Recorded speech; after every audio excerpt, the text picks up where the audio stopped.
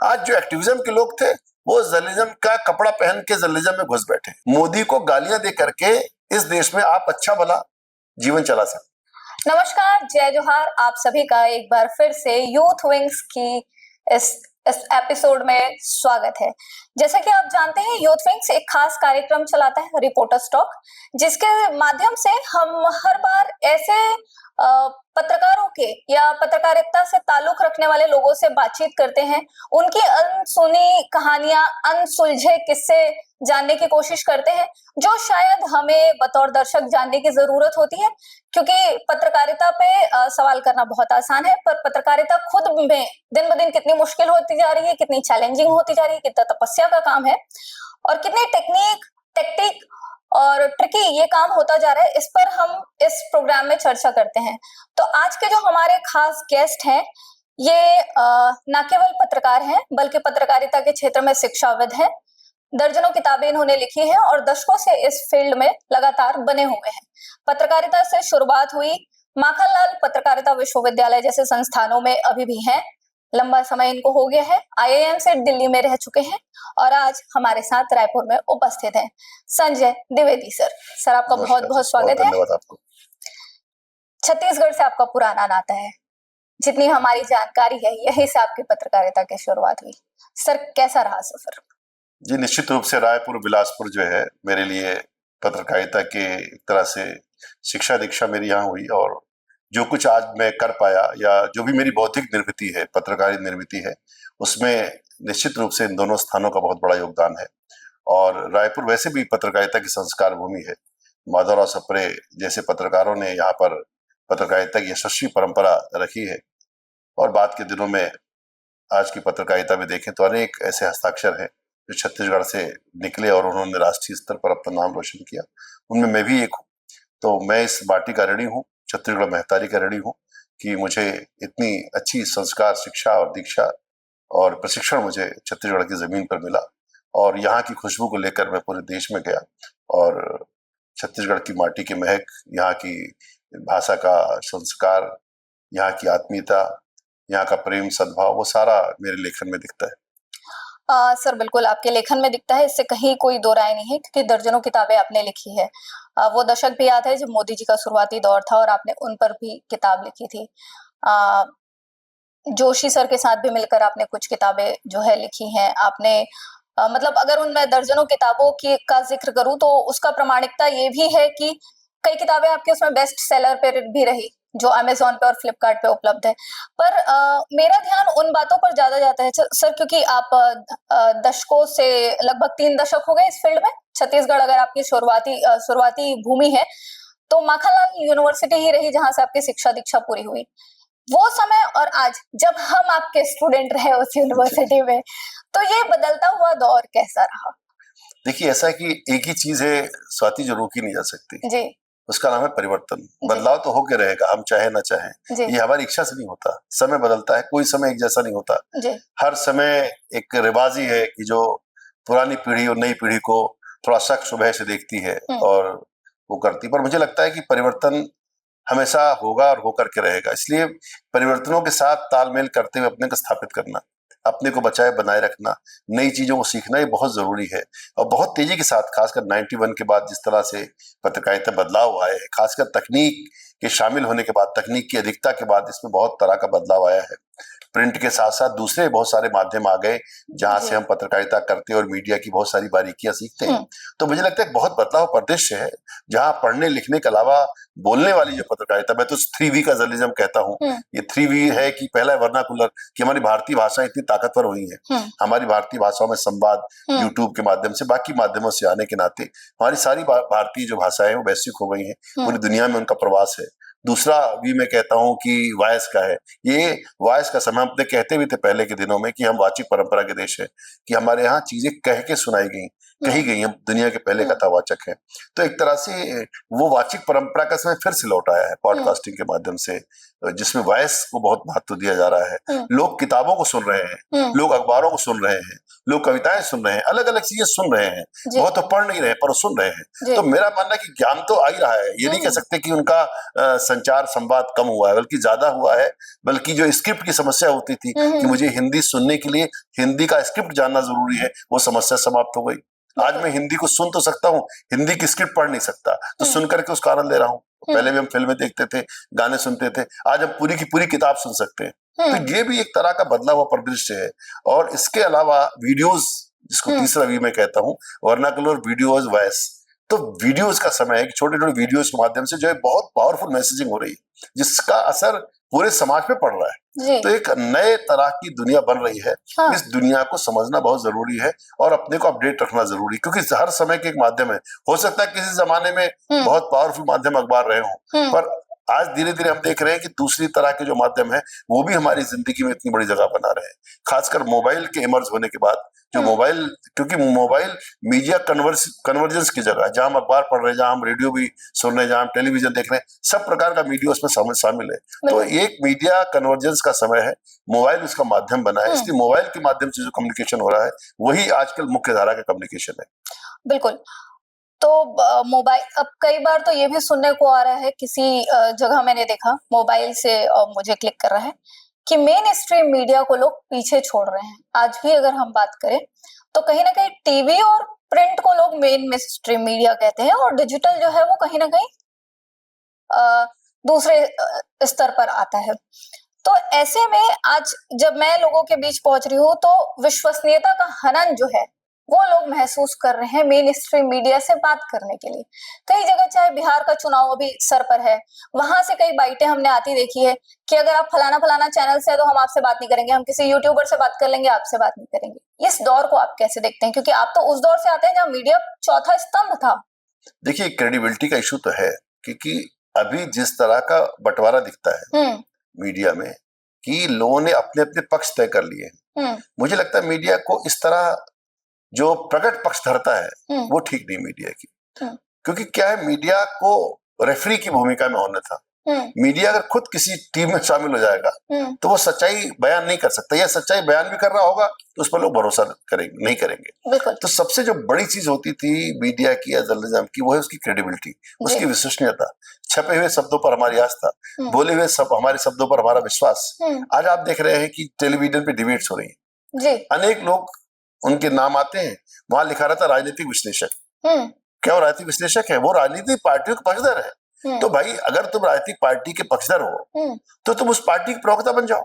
राजनीतिक विश्लेषक लिख करके पाखंड क्यों कर रहे हो? आज बड़ी संख्या में ऐसे लोग मैदान में उतरे हुए हैं जो राजनीतिक दलों के प्रवक्ताओं को मात कर रहे हैं। राजनीतिक दल का प्रवक्ता क्या इतना अक्षम है, क्या इतना कमजोर है कि अपनी पार्टी का पक्ष नहीं रख सकता?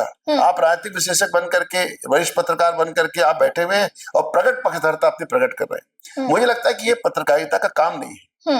हम पक्षधर नहीं है, हम पत्रकार हैं। पत्रकार और पक्षधर दो शब्द हैं। अगर आप पक्षधर हैं तो इसलिए मैं कहता हूँ, देखिए, जर्नलिज्म एक अलग चीज है, एक्टिविज्म एक अलग चीज है। बिल्कुल। आज जो एक्टिविज्म के लोग थे वो जर्नलिज्म का कपड़ा पहन के जर्नलिज्म में घुस बैठे, उससे क्रेडिबिलिटी जर्नलिज्म की खराब हो रही है। उनका एक्टिविज्म तो हिट है, उनका एक्टिविज्म सक्सेस हो रहा है। तो इसलिए मैं हाथ जोड़ के निवेदन करता हूँ एक्टिविस्टों से कि वो कृपया जर्नलिस्टों को बख्शें। उनकी हरकतों के नाते जर्नलिज्म बदनाम होता है।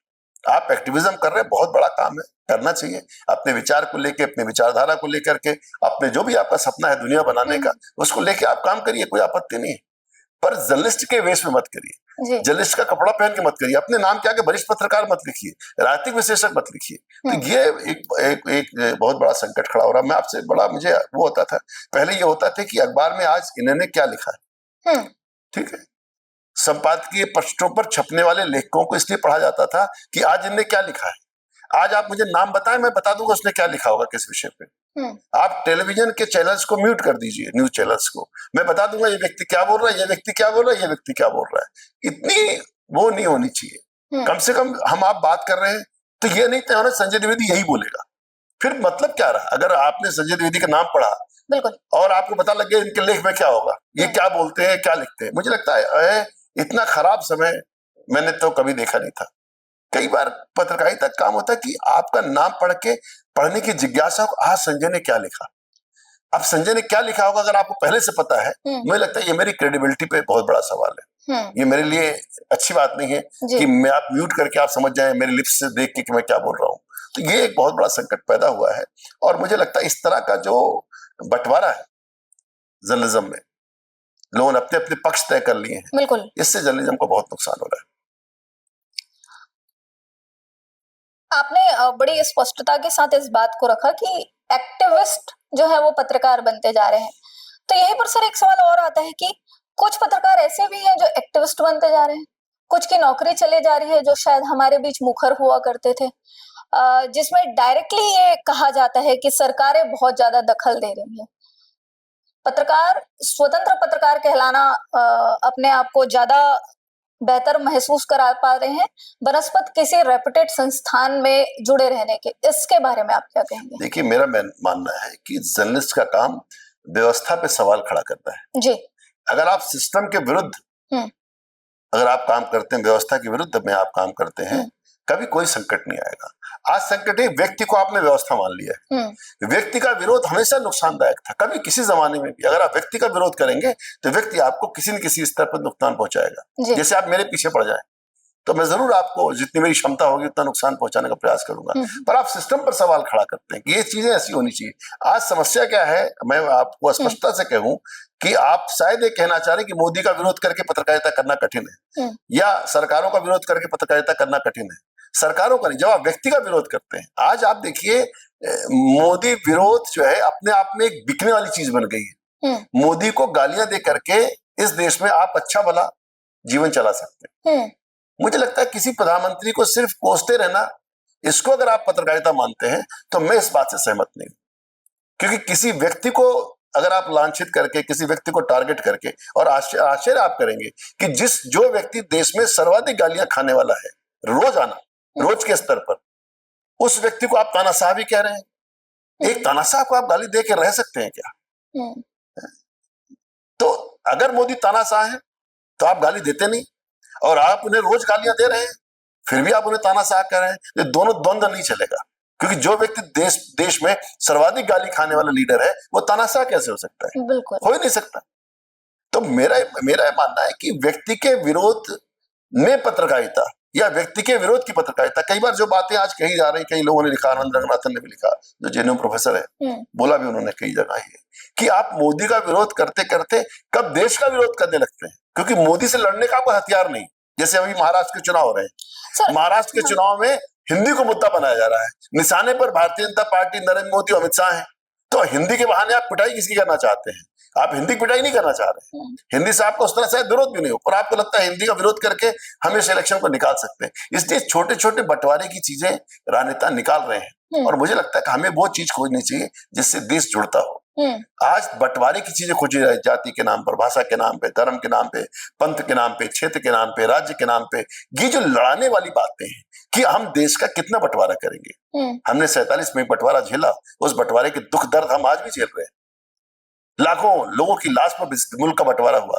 आज अब फिर बंटवारे चाहते हैं, आप जाति का बंटवारा चाहते हैं, धर्म के नाम पर बंटवारा चाहते हैं, भाषा के नाम पर बंटवारा। कितने बंटवारे करेंगे आप? कितना बांटेंगे इस मुल्क को? तो मुझे लगता है कहीं ना कहीं हमें उन सूत्रों खोज करनी चाहिए जिससे देश जुड़ता हो। हमेशा विखंडन की बात करना, हमेशा क्लैशेस ढूंढना, हमेशा कॉन्फ्लिक्ट ढूंढना, ये अच्छी बात नहीं है। ये जर्नलिज्म का भी काम नहीं है। लेकिन जब आप मोदी जी की बात करते हैं, अमित शाह जी की बात करते हैं, बीजेपी की बात करते हैं, तो जो देश में दिखता है कि प्रो मैक्स लेवल पर, ये मैं फोन की भाषा में बोल रही हूँ, प्रो मैक्स लेवल पर हिंदूवादी जो राजनीति चलती है वो तो बीजेपी का आधार रहा है, चाहे वो आरएसएस के माध्यम से कहें, चाहे वो बीजेपी के माध्यम से कहें, और अब तो खुले मन से आ गया है। जहां हम इंतजार करते हैं कि मुद्दों की बात होगी, वहां पर मीट आ जाता है, मटन आ जाता है भाषाओं में। वहां पर विखंडन कौन कर रहा है? नहीं, मेरा मानना है कि आखिर इस देश के बहुसंख्यक हिंदू समाज है, उसके बारे में बात करना गलत है क्या? आज तक क्या होता था? एक तरफा विमर्श था जी। वही बोल रहे थे, वही सुन रहे थे, वही सुनाए जा रहे थे। आज सामने वाले भी प्रतिरोध करते हैं, सामने वाले भी अपनी बात कहते हैं, तो थोड़ा टसल दिखता है। अभी तक का जो विमर्श था आजादी के बाद का, वो एक तरफा विमर्श था, जिसमें एक ही तरह की बातें कही और सुनी जा रही थी। आज अलग अलग वॉइसेज आ रही है, अलग अलग आकांक्षाएं, अलग अलग सपने, अलग अलग आवाजें सुनी जा रही हैं। तो लोकतंत्र इससे सशक्त हो रहा है, लेकिन जो स्थापित जो सत्ता प्रतिष्ठान है उनको समस्या हो रही है, क्योंकि उनका जो डिस्कोर्स था वो कहीं ना कहीं चोट खा रहा है। जो अपीसमेंट की बात हुआ करती थी, जो तुष्टीकरण की बात हुआ करती थी, जो भारत को पीछे रखने की बात हुआ करती थी, देश के बहुसंख्यक समाज की उपेक्षा करने की बात हुआ करती थी, वो आप सोचिए भारत की डेमोक्रेसी का सबसे बड़ा उदाहरण यह है कि आजादी के इतने साल के बाद भगवान राम को अपनी छत भी नसीब हुई तो 75 साल के बाद। ये अपने आप में छोटी मोटी बात नहीं है। अब इस बात को आप समझिए, इस देश में हिंदू समाज की बहुसंख्या ही इस देश के लोकतंत्र की गारंटी है, ये आप समझिए। अगर इस देश में हिंदू समाज बहुसंख्यक है तभी तक लोकतंत्र है। आप पड़ोस में देखिए क्या हो रहा है। आज बांग्लादेश का उदाहरण हमारे सामने है, पाकिस्तान का हमारे उदाहरण सामने है, हमारे उदाहरण है, अफगानिस्तान का उदाहरण सामने है। क्या औरतों की हालत हो रही है। अच्छी भली औरतों को आज जो है किस तरह से न्यूज चैनल से, इससे उससे, जिंदगी से, पढ़ाई से, सब जगह से बेदखल होना पड़ रहा है। मुझे लगता है कि हिंदुस्तान की जो डेमोक्रेसी है वो उसमें सबको और पूरे हिंदुज्म में कहीं अधिनायकवाद की बात ही नहीं है। हिंदुत्व में सुरक्षा भी है। अगर कहीं हिंदू राज है तो आपको असुरक्षा नहीं है, ये ध्यान रखिए आप। किसी स्त्री का अपमान नहीं है, किसी स्त्री को गैर बराबरी नहीं है। हिंदुत्व में धर्म राज्य की कल्पना ही नहीं है, यहाँ धार्मिक राज्य होते ही नहीं है। ये वैसे ही डेमोक्रेसी है जो डेमोक्रेसी को प्रमोट करने वाली सोसाइटी है। इसमें एक विचार नहीं चलता, क्योंकि हमारे धर्म ही कहते हैं मुंडे मुंडे मतिर्भिन्ना वसुधैव कुटुंबकम सर्वे भवन्तु सुखिनः सर्वे सन्तु निरामया। हम ये जो हिंदुत्व का विचार है ये भारत का भर विचार नहीं करता, ये पूरी ग्लोबल विचार है। इसमें एक्सेप्टेंस है। दो शब्द आते हैं अंग्रेजी के, एक होता है टॉलरेंस, एक होता है एक्सेप्टेंस। दुनिया टॉलरेंस पे चलती है, चलो ठीक है तुम तो मान लो, अपना कर लो। हम कहते नहीं, हम टॉलरेंस को नहीं मानते, हम एक्सेप्टेंस को मानते हैं। इससे दुनिया भर के सताए गए लोग, चाहे वो किसी भी कौम के लोग, सताए हुए लोग हैं, इस जमीन पे आए। आज सबसे बड़ी कम्युनिटी पारसी भी यहाँ रहते हैं, यहाँ यहूदी भी रहते हैं, यहाँ पुर्तगाली भी है, सभी है। और कभी किसी के धार्मिक व्यवस्था में, किसी के पंथ मानने में कभी हिंदुस्तान की सत्ता का कभी हस्तक्षेप नहीं रहा। यही तो डेमोक्रेसी की खूबसूरती है। हम इस आधार पर निर्णय नहीं करते कि आप 20% या 40% या 80% है। सबको अपने अपने पंथ धर्म को मानने का अधिकार है। हमारी ये मातृभूमि है और इस मातृभूमि के प्रति हमारा सुख दुख का रिश्ता है। अगर हम उसमें समरस होकर रहते हैं तो समस्या क्या। विशेषाधिकार की जो लोग बात करते हैं, जब समान अधिकार है तो विशेषाधिकार कहां से आ गया। समान अधिकार, सबको समान अधिकार है। और जहां आवश्यकता है वहां सामाजिक स्तर पर न्याय देने की व्यवस्थाएं भी की गई। जो आरक्षण की जो व्यवस्था इसीलिए दी गई, जो सामाजिक तौर पर पिछड़े लोग थे उनको आगे लाने के लिए वो संवैधानिक व्यवस्था बनाई गई संविधान के अंदर। पर अपीजमेंट एक बिल्कुल दूसरी चीज है। न्याय एक अलग चीज, सामाजिक न्याय एक अलग चीज है, अपीजमेंट एक अलग चीज। अपीजमेंट में आप किसी व्यक्ति विशेष को या विशेष वर्ग को आप स्पेशल होकर के एक अवसर देते हैं। और सामाजिक न्याय में आप लोगों की गैर बराबरी खत्म करना चाहते हैं। जैसे ओबीसी के जो रिजर्वेशन किए गए उसमें मुसलमानों की भी जातियां शामिल है, ऐसा नहीं कि नहीं किया गया। तो इसमें भी हमें विचार करना पड़ेगा कि हम ऐसे सूत्र खोजें जिससे ये देश एक रहे, जिससे ये देश आगे बढ़े। इसमें हिंदू मुसलमान या और भी धर्म जाति करने की आवश्यकता नहीं है, क्योंकि ऑलरेडी बहुत बंटवारा हो चुका है। इसको कम करने की जरूरत है। आपका जो नाता है वो 3 अलग अलग प्रदेशों से है। उत्तर प्रदेश की बात कर लें, शिक्षा भूमि जो आपकी रही है मध्य प्रदेश, उसकी बात कर लें, और जिसे आप कर्म भूमि कहते हैं छत्तीसगढ़, उसकी बात महाराष्ट्र में भी रहा हूं जी, मुंबई में। तो ये 3-4 प्रदेश जहां आपका रहना हुआ, एक जन्मभूमि, शिक्षा भूमि, कर्म भूमि, इस हिसाब से अगर हम देखें तो दिल्ली भी आपका रहना हुआ। ये जो समस्या जिसको अभी हम डिस्कस कर रहे हैं, इसका समाधान क्या है इन क्षेत्रों के आधार पर? क्योंकि ये वैसे क्षेत्र है जहां पर भोपाल की अगर हम बात करें तो 60-40 का रेशियो है। 60% मोमेडियंस हैं और 40% हिंदू है। अगर सिर्फ भोपाल शहर की मैं बात करूं तो, अगर मेरा डेटा गलत नहीं है तो। यूपी की बात करें तो योगी आदित्यनाथ के बुलडोजर की खबरें कहीं किसी से छुपी हुई नहीं है। चाहे वो मीट की बात हो, गुसलखानों की बात हो, चाहे इस तरीके की बातें लगातार वहां से निकल कर आती हैं। महाराष्ट्र की बात करें तो वहां पे अभी मराठी बोली और हिंदी बोली को लेकर चर्चाएं चल रही। छत्तीसगढ़ इन मामलों में थोड़ा शांत प्रदेश अभी तक रहा है। क्या देखते हैं, क्या समाधान है इस समस्या का कि और बंटवारा ना हो? देखिए, मेरा मानना है कि जब हम राष्ट्र प्रथम की भावना से काम करते हैं कि सर्वोपरि क्या है, सबसे पहले हमारा राष्ट्र है, बिल्कुल, उसके बाद हमारा पंथ, हमारी धार्मिक किताबें, हमारा सब कुछ है। अगर हम सिर्फ एक मंत्र पे आ जाएं, राष्ट्र प्रथम, देश सबसे पहले है, उसके बाद मेरा पंथ, मेरी पूजा पद्धति, मेरा विचार, मेरे जो भी पूजा पद्धति मैं मानता हूँ, जो जिन किताबों पर भी मेरा भरोसा है, वो उसके बाद है। समस्या कब होती है? जब आप कहते हैं देश से पहले हमारा ये, तो समस्या होती है। तो इसलिए हमें इस बात का, क्योंकि देखिए जोड़ने वाली चीज एक ही है, जोड़ने वाली चीज है भारतीयता, भारत बोध। इसलिए हम लोग कहते हैं भारत को जानो, भारत को मानो, भारत के बनो, भारत को बनाओ। अगर आपने भारत को मान लिया कि ये भारत माता है मेरी, यही सब कुछ है, तो फिर सारे झगड़े खत्म हो जाएंगे। फिर आपको दुख देने मुझे कष्ट होगा, फिर किसी भाई बहन को आप दुख नहीं दे पाएंगे। आज जो गुंडे हिंदी बोलने वालों को पीट रहे हैं, अगर उनका भारत बहुत प्रखर होता तो इस नाम पे किसी गरीब आदमी पर हमला नहीं करते कि वो हिंदी बोल रहा है। ये तो वैसे ही है ना, जिन्होंने धर्म पूछ के कश्मीर के अंदर लोगों को गोलियां मार दी, आप भाषा पूछ करके थप्पड़ मार रहे हैं। दोनों का मानसिकता समान है, एक गोली चला रहा है, एक थप्पड़ मार रहा है, दोनों में कोई अंतर नहीं है, और दोनों उतने घृणित लोग हैं, क्योंकि आप पहचानों के नाम पर, भाषा के नाम पर एक मतलब बंटवारा आप खड़ा करना चाहते हैं। जिन लोगों ने धर्म पूछ के गोली मारी होगी, उनका उद्देश्य क्या रहा होगा, आप सोचिए। उनका उद्देश्य उनको गोली मारना तो रहा हो तो ठीक है, बहुत छोटा उद्देश्य था। उनका उद्देश्य हिंदुस्तान बट जाए, पंथ के नाम पर बंटवारा खड़ा हो जाए, हिंदू मुसलमान आपस में लड़ जाए, ये उनका उद्देश्य रहा होगा, वरना क्यों करते। जो लोग थप्पड़ मार रहे हैं या ऑटो ड्राइवर्स को या दुकानदारों को मुंबई के अंदर पीटने का काम कर रहे हैं, वो क्यों कर रहे हैं? तो ये भी हमें देखना पड़ेगा कि इस बंटवारे को हमको रोकना पड़ेगा। और ये बहुत दुख की बात है कि इतने बड़ी पार्टियां चलाने वाले लोग, सत्ता में रहे लोग, जो मुख्यमंत्री रहे एक स्टेट के, उस तरह के इस तरह के लोगों के द्वारा इस तरह की चीजें प्रायोजित की जा रही हैं। मुझे लगता है कि राजनीति के नाम पर कुछ वोटों के लिए कितना गिरोगे आप। अरे यार, एक बीएमसी का इलेक्शन है, जीत जाओ हार जाओ मुंबई महापालिका, उसके लिए आप ये राष्ट्रभाषा के लेकर की बात कर रहे हो। और जबकि स्पष्ट सरकार के द्वारा कहा गया, गृह मंत्रालय के द्वारा कई बार कहा गया, हम लोग अपने भाषणों में कहते हैं भारत की सभी भाषाएं राष्ट्रभाषाएं, हिंदी राजभाषा है, ऑफिशियल लैंग्वेज है। हर देश की एक ऑफिशियल लैंग्वेज होती है, हर देश की करेक्टिव लैंग्वेज होती है। जैसे मानिए 3 अलग अलग हिंदुस्तानी मिलेंगे, एक बंगाल का व्यक्ति मिलेगा, एक उत्तर प्रदेश का व्यक्ति मिलेगा, एक तमिलनाडु का व्यक्ति मिलेगा, किस भाषा में बात करेगा? उसकी ब्रिज लैंग्वेज क्या होगी? कोई ना कोई संपर्क भाषा होगी। उड़ीसा की फैक्ट्री के अंदर मैं काम करने जाता हूँ, मैं उत्तर प्रदेश का रहने वाला हूँ, 2 तमिलनाडु के लोग हैं, 2 बंगाल के लोग हैं, 2 उड़ीसा के लोग हैं, किस भाषा में बात करें? कोई तो ब्रिज लैंग्वेज खोजनी पड़ेगी।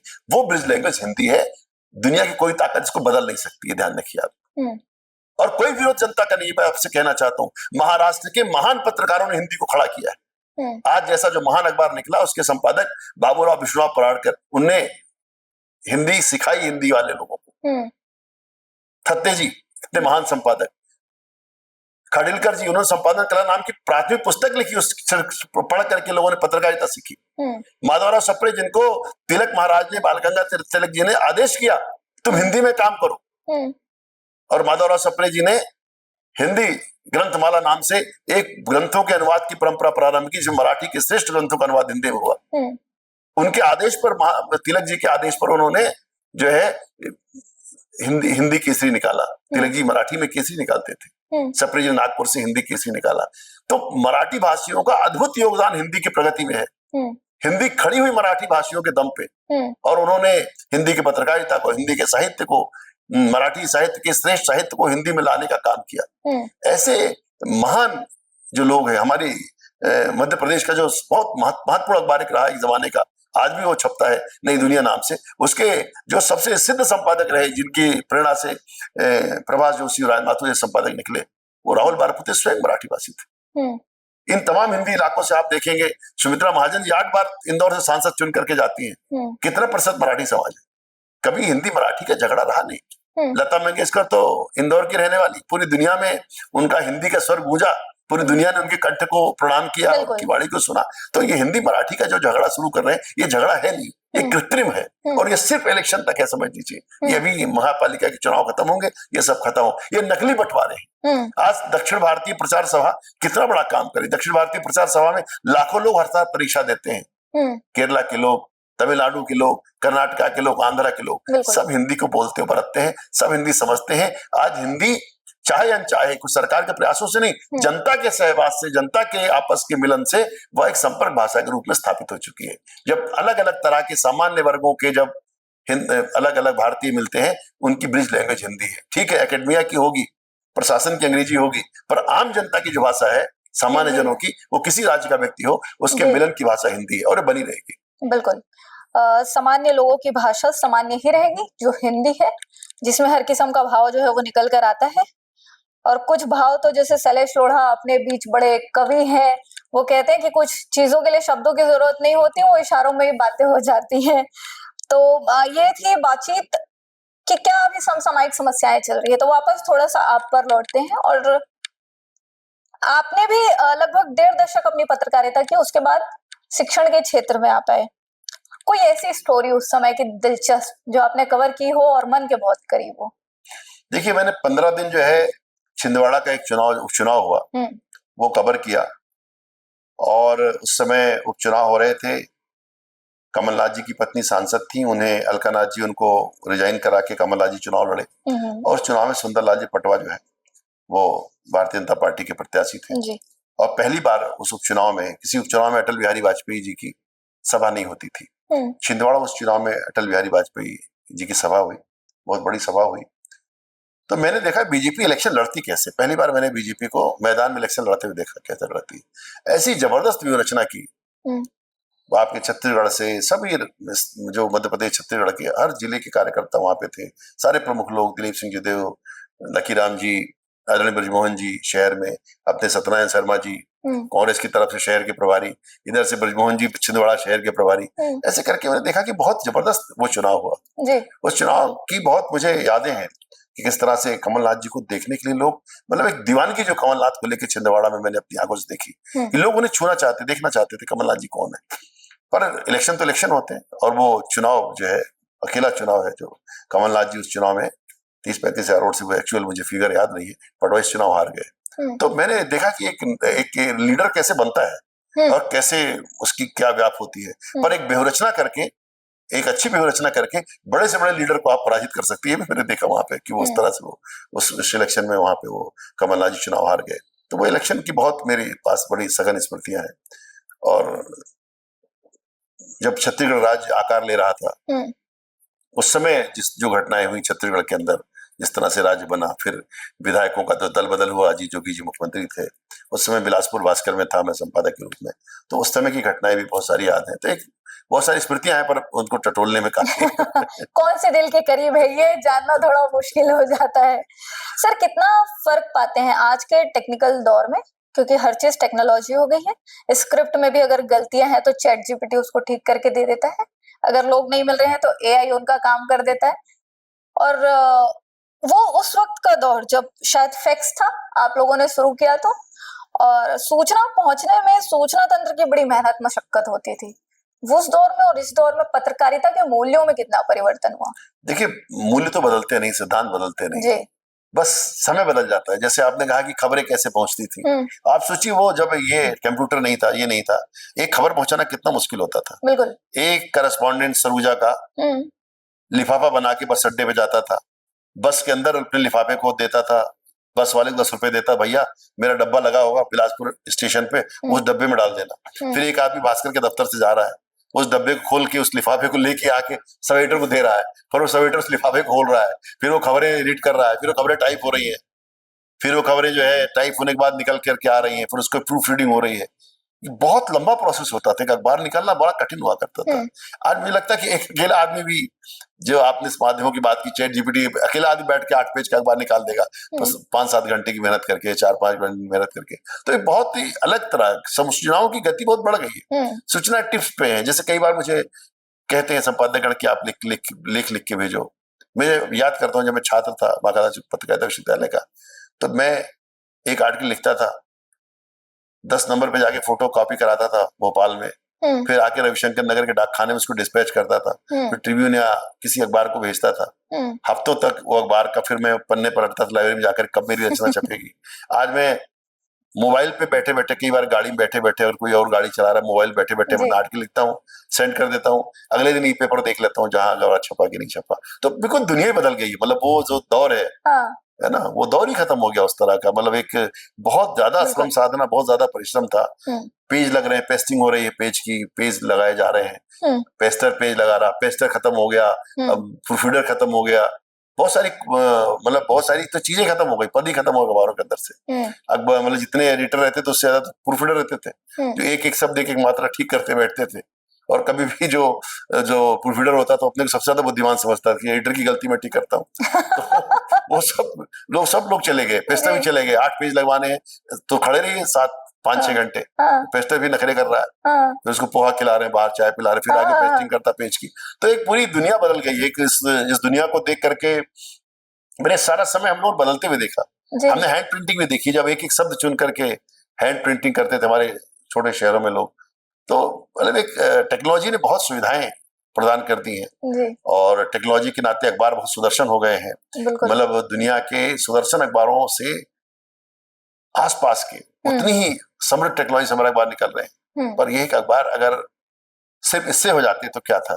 जैसे जो पराड़कर जी कहते थे, बाबूराव विश्वनाथ पराड़कर जो आदि संपादक हमारे हुए, वे कहते थे अखबार सर्वांग सुंदर होंगे, उनका रंग रूप कलेवर बड़ा अच्छा हो जाएगा, उनकी आत्मा मर जाएगी। ये उनकी घोषणा है, उन्होंने कहा था उस जमाने में अखबार सर्वांग सुंदर होंगे, बड़े बड़े प्रिंटिंग घरानों से निकलेंगे, प्रिंटिंग प्रेसों से निकलेंगे, बहुत सौंदर्य बोध अखबार का बढ़ गया, एस्थेटिक्स बहुत उसमें काम हो रहा है, सौंदर्य बोध पे उसकी प्रेजेंटेशन बहुत अच्छी है। पर कितनी देर आप किसी अखबार को पढ़ रहे हैं? अखबार पढ़ा ही नहीं जा रहा। अभी मैं आपको बहुत ही दुख भी होगा, आश्चर्य भी होगा, अभी मैंने मीडिया में आ रहे विद्यार्थियों से बात की जो मीडिया में प्रवेश लेने वाले हैं। ऐसे करीब 250 बच्चों से मैंने बात की। उसमें 250 लोगों में जो मीडिया पढ़ने आ रहे, कोई अखबार पढ़ के नहीं आया था उस दिन का। प्रिंट के किसी एडिटर को नहीं जानता, प्रिंट के किसी राइटर को नहीं जानता। हम लोग किसके लिए लिख रहे हैं हमें नहीं पता, कौन लिख रहा है कौन पढ़ रहा है। हमने उनसे पूछा कि आप पत्रकारिता के नाम पे किसको जानते हैं? तो प्रिंट के लोगों को नहीं जानते, 2000 लोगों को नहीं जानते। वो सिर्फ उन लोगों को जानते हैं जो स्क्रीन पे चमकते हैं, टेलीविजन पे चमकते हैं। उन्होंने बहुत सारे एंकर्स के नाम लिए, उन्हीं को जानते हैं वो। तो नाम क्या गिना ना, आपको पता ही है किन लोगों ने नाम लिए होंगे। पर मुझे थोड़ा सा ये लगातार टेक्नोलॉजी के बदलते हुए रूप का एक दुष्प्रभाव है कि हमारी पत्र पत्रिकाएं थोड़ी नगण्य होती जा रही हैं। हाँ, मतलब द्वयम दर्जे में आते जा रही है। मतलब जब 2008 में एक किताब आई, 2008 में 2008 में अमेरिका में एक राइटर है जे गोमेज, उनकी किताब आई, उन किताब का नाम है प्रिंट इज डेड। तो 2008 में बड़ा लगा यार ये क्या लेके आता है। उसी समय अमेरिका में एक फिल्म भी आती है, उस फिल्म में एक साइंटिस्ट है, उसकी सेक्रेटरी से पूछती है कि आप क्या पढ़ना पसंद करेंगे, तो वो साइंटिस्ट बोलता है प्रिंट इज डेड। तो उस समय ये बातें कल्पना या मजाक की नहीं होंगी, पर आज मुझे लगता है 2025 में खड़े होकर के कि वास्तव में पढ़ने के प्रति लोगों का रुझान बहुत कम हुआ है। वो पढ़ नहीं रहे ऐसा नहीं, वो सुन ज्यादा रहे, पढ़ कम रहे। बिल्कुल। सर, आप हिंदी पत्रकारिता आपने की नहीं है, बल्कि आपने बहुत से लोगों को ऐसे खड़ा किया है कि जो हिंदी पत्रकारिता में मजबूत स्तंभ की तरह काम कर रहे हैं। अब नाम लेने जाओ तो शायद समय भी कम पड़ जाए, इतने नंबर ऑफ स्टूडेंट रहे हैं। पर बदलते दौर में हिंदी पत्रकारिता के भविष्य को आप कैसे देखते हैं? मैंने आपसे कहा ना साथी कि भविष्य ही वर्नाकुलर का है। अंग्रेजों ने बहुत लांछित करने के लिए वर्नाकुलर शब्द का उपयोग किया हिंदी और हमारी भारतीय भाषाओं के लिए। पर मैंने आपसे आरंभ में कहा कि वर्नाकुलर का समय है, हिंदी और भारतीय भाषाओं का ही समय है। क्योंकि जब तक प्रिंट पे थे, तब तक डिजिटल टेक्नोलॉजी हमारे पास नहीं थी, तब तक हमारी जो भाषाएं थी वो अपने अपने इलाकों में सीमित थी। बंगाल जो है बंगला बोलता है, हिंदी के बाद दूसरी सबसे बड़ी भाषा है। बिल्कुल। आज हमारी जितनी भारतीय भाषाएं हैं, खासकर 22 जो बड़ी भाषाएं हमारी हैं, जो संविधान में जिनको जगह मिली, ये सब आज वैश्विक प्रवास पे। हिंदी, तमिल, तेलुगु, मलयालम, कन्नड़, मराठी, बंगला, उड़िया, आपको क्या लगता है सिर्फ हिंदुस्तान में ही पढ़ी जा रही, देखी जा रही है? अपने राज्यों में उड़िया जहां जहां है वहां उड़िया भाषा है, तमिल जहां जहां वहां तमिल चल रही है। मतलब दुनिया भर में यूट्यूब के माध्यम से हमारा आर्ट, हमारा कल्चर, हमारी प्रदर्शन कलाएं, हमारी किताबें, हमारा लिटरेचर, हमारा धर्म, हमारी संस्कृति, सब कुछ पहुंच रही। मतलब इस डिजिटल वर्ल्ड ने हमारी भारतीय भाषाओं को वैश्विक भाषा बना दिया है। पहले वो अपने इलाकों तक सीमित थी, अपने इलाकों तक सीमित थी। आज हमारे न्यूज चैनल्स, हमारे इंटरटेनमेंट के चैनल्स दुनिया भर में देखे जाते हैं, हमारे यूट्यूबर्स दुनिया भर में देखे जाते हैं। तो इस तरह से भारतीय भाषाओं का महत्व बहुत बढ़ गया। अकेले हिंदी की बात नहीं करता, हमारी समस्त भारतीय भाषाओं का महत्व बहुत बढ़ गया है। दुनिया भर में वो देखी सुनी और बढ़ती जा रही है, दुनिया भर में उनके लोग गुणग्राहक खड़े हो गए हैं। तो ये एक बहुत बड़ा डिजिटल माध्यमों ने एक तरह से बहुत वो किया है कि आज अगर टेक्स्ट की समझ नहीं है तो आप हिंदी किताब सुन सकते हो, बहुत सारे ऐसे भारतीय हैं जो भाषा पढ़ नहीं सकते, टेक्स्ट को नहीं समझते, वो रोमन में पढ़ते होंगे, बाद में अब उनको सुनने की व्यवस्था हो गई तो टेक्स्ट को सुन रहे हैं। पर इस तरह से हिंदी और भारतीय भाषाएं चारों तरफ देखी और सुनी जा रही है, बहुत बड़ी चीज है। इसके आंकड़े भी हमारे पास मौजूद हैं। लगातार सर पत्रकारिता में निष्पक्षता की भी बात आती है, तो आप क्या ऐसा गुण लोगों को देना चाहेंगे कि वो किस तरीके से अपने काम में निष्पक्ष रह सकें, क्योंकि लांछन तो लगातार पत्रकारों पे लग रहे हैं। देखिए, मुझे लगता है लांछन लगाने वाला कौन है, क्योंकि देखिए अगर सब लोग डिस्क्रेडिट हो चुके हैं, जितने स्तंभ हैं लोकतंत्र के, सबकी क्रेडिबिलिटी पे सवाल है। आज ना कार्यपालिका की बची, ना विधायिका की बची, ना न्यायपालिका की बची, अब ले देकर बचे पत्रकार। इनको भी डिस्क्रेडिट कर दो तो आप भी गंगा नहा लो। तो सारे मिल करके अब पत्रकारिता को डिस्क्रेडिट करने में लगे हुए हैं, क्योंकि पत्रकारिता आदमी की आखिरी उम्मीद हुआ करती थी, जहां से सच्चाई आएगी। जब सारे दरवाजे बंद हो जाएंगे तो आप एक पत्रकार के दरवाजे पे जाएंगे, आपके लिए खबर लिखेगा, आपको न्याय मिलेगा। अब पत्रकारिता को भी डिस्क्रेडिट करने के सचेतन प्रयास हो रहे हैं, राजनीति के माध्यम से ज्यादा हो रहे हैं। क्योंकि क्या है कि जब तक पत्रकारिता की क्रेडिबिलिटी को आप नहीं खत्म करेंगे, उसका भरोसा लोगों से नहीं उठा देंगे, तब तक तो हो नहीं सकता। तो पत्रकारिता को डिस्क्रेडिट करने के सचेतन प्रयास हो रहे हैं। कुछ हमने भी गड़बड़ियां की, ऐसा नहीं कह सकते कि हम लोग गंगा नहाए हुए लोग हैं और नगर न्यायपालिका ऐसी, कार्यपालिका ऐसी, विधायिका ऐसी। हमारे पास भी कुछ हो सकता है, कुछ गड़बड़ियां हमसे हुई हो, बिल्कुल। पर अमूमन जो है पत्रकारिता जनता के साथ, लोगों के साथ खड़ी रहती है और उसी में उसकी मुक्ति भी है। क्योंकि देखिए पत्रकारिता चलती क्रेडिबिलिटी से, अपनी विश्वसनीयता से, जनपक्षधरता से। अगर जनपक्षधर नहीं है, क्रेडिबल नहीं है, विश्वसनीय नहीं है, हमारा अखबार नहीं पढ़ा जाएगा, हमारा चैनल नहीं सुना जाएगा। कुछ न कुछ तो हमें सच्चाई का, जनता का पक्ष लेना ही पड़ता है। तो इस नाते पत्रकारों को जरूर ये चाहिए कि वो जो उनकी जनपक्षधरता है उसको बना के रखें। और राजनीति का काम है, वो बंटवारा भी करेगी, वो डिस्क्रेडिट भी करेगी, ये करेगी, वो करेंगे, वो कहेंगे भाई वो भी ऐसे, वो भी मेरे जैसे। आज ये प्रतियोगिता नहीं तुम अच्छे हो या मैं अच्छा हूं, ये नहीं कह रहे। आज ये कहा जा रहा है कि ठीक है साहब हम तो गलत हैं, आपने भी तो इस समय ऐसा किया था। कौन कम गलत है ये हो, तो मतलब आप, मैं अगर गलत हूँ तो आपको गलत होने का अधिकार प्राप्त हो गया। आज आप डिबेट्स को देखिए, पॉलिटिकल लीडर्स बैठते हैं, वो आपके टाइम में ऐसा हुआ, आपके टाइम में ऐसा हुआ, आपने ऐसा किया, तो उनने कर दिया तो बेचारे अपोजिशन में चले गए। आप सत्ता में, आपकी तो कुछ तो मर्यादा होगी।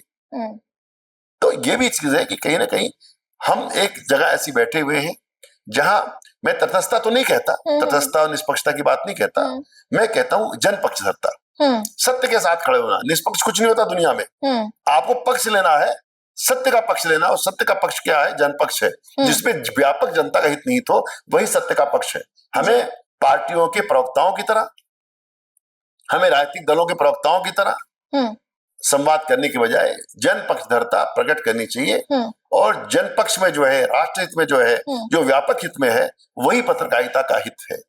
पत्रकारिता का हित और समाज का हित अलग नहीं है, राष्ट्र का हित और पत्रकारिता के हित अलग नहीं है। राष्ट्र हित ही पत्रकारिता है, पत्रकारिता राष्ट्र हित के लिए है, पत्रकारिता समाज हित के लिए है, मीडिया उसी के लिए है। हम उन लोगों की वजह से जो अकेले हैं, जो नहीं बोल पा रहे हैं, जो नहीं कह पा रहे हैं, जो संसद विधानसभाओं तक नहीं पहुंचे, जो सत्ता की देरी तक नहीं पहुंच पाते, उन्हीं की तो हमको आवाज उठानी है। और हम आवाज उठा रहे हैं तो हम अपने धर्म का पालन कर रहे हैं। तो बिल्कुल, जिनकी आवाज नहीं पहुंच पाती उनकी आवाज बनने के लिए पत्रकारिता को एक तपस्या कहा गया है। और शायद जिन्होंने चुना है इस प्रोफेशन को, कुछ सोच कर ही चुना है, और शायद जो ना कर पाए वो कहीं और भी गए हैं, ऐसा नहीं है कि नहीं गए हैं। तो पत्रकारिता एक पेशा नहीं, एक तपस्या है। और कुछ दिनों पहले जब हमारी प्रदेश के एक अच्छे वरिष्ठ पत्रकार से बातचीत हुई थी, तो उन्होंने ये इस लाइन को कोड करते हुए कहा था कि अगर तपस्या कर सकते हो तो रुको, नहीं भैया गंगा नहा लो।